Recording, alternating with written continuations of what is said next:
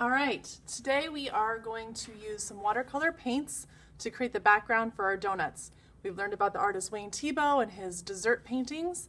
First thing you always do, write your name and your teacher's name on the back.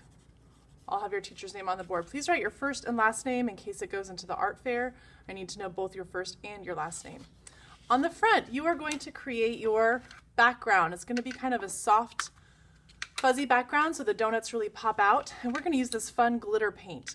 I also want you to use the wet on wet technique, which means you add the water first, and this paintbrush looks like it had a little bit of blue in it, and then I'm just going to tickle my paint. These are going to be brand new paints. When I tickle it, it spreads out nice and evenly, and there should be a little bit of glitter in there too. Water, tickle, and you'll kind of see the more you use it, the more the water will kind of spread out. When you switch colors, always rinse out your brush. Let's try this blue one. And you're going to kind of fill in. You can overlap the colors. Make sure you get all the way off to the edge of your paper. Okay, so once you've finished with that, you can add as many colors as you want. Try to make sure you add the water first, kind of spread out that water so that the watercolor paint it's like a soft, almost like a cloud-like background. After you've done that, you are going to bring your painting over to the counter.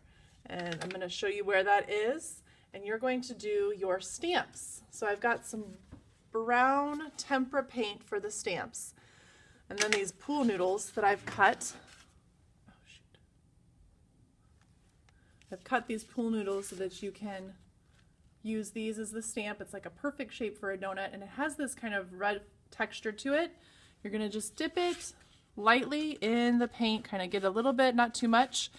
Push it down wherever you want, straight, and then lift it straight up.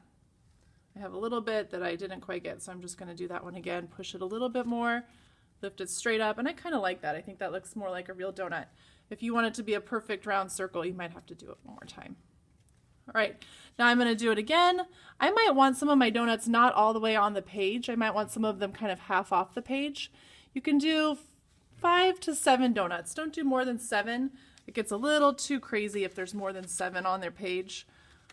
And you want to have a little bit of that background showing through still too. Just make sure you lift that straight up when you lift it off the page. Sometimes if I twist it a little bit, that works. Yeah, and it's got this really nice little texture. It almost looks like a real donut. So I've got 1, 2, 3, 4, 5. So 5 to 7. If I wanted to stop here, I could. That looks like it's kind of filled up the space. I think I want one more right here. That's a nice one. All right, when you're finished with that, I'll put it in the drying rack for you. The shadows and the toppings we are going to do next week. After that, you're completely finished. If you need to wash your hands, you can. But I will talk to you about what you're going to do after you're finished with your donuts.